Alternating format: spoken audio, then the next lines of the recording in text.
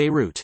Thousands of Syrians protested on Friday in the southern city of Sweida, the largest in nearly a month of anti-regime demonstrations that have intensified despite one incidence of violence, activists said.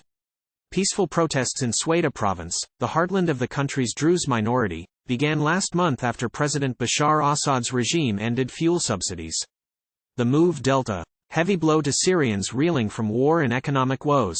Between 3,500 and 4,000 people rallied, a protester said, adding that it was the biggest demonstration yet. Another activist gave similar estimates. The demonstration took place days after 3 protesters were wounded by gunfire while trying to weld shut a branch of the ruling Baath Party. Activists blamed party members guarding the building for the violence. Sealing of the party's offices has become a common act of defiance by protesters in recent weeks. Today, in response to the gunfire, people turned out in larger numbers, said the protester.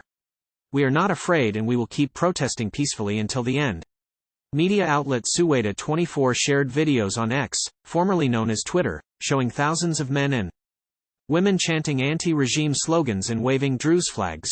Protesters chanted, "Syria wants freedom," and "Leave Bashar, enemy of humanity," one video showed. Ryan Maroof of Sweida 24, an outlet run by citizen journalists, said the violence has only increased people's determination.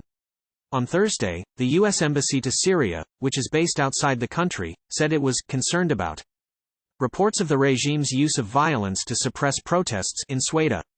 In one Sweida 24 video, a protester read out a statement endorsed by a prominent Druze cleric refusing to allow one party to impose its policies on us. Smaller, sporadic protests have taken place in neighboring Daraa province, the cradle of Syria's 2011 uprising, which Assad bloodily suppressed. The Druze made up less than 3% of Syria's pre-war population. They have largely kept out of the conflict. Sweida has been mostly spared from the fighting, and has faced only a few terror attacks, which were repelled. Protests against deteriorating economic conditions have erupted sporadically in the province since 2020. Syrian security services have a limited presence in Sweida, and Damascus has turned a blind eye to Druze men refusing to undertake compulsory military service. The war in Syria has killed more than 500,000 people and displaced millions.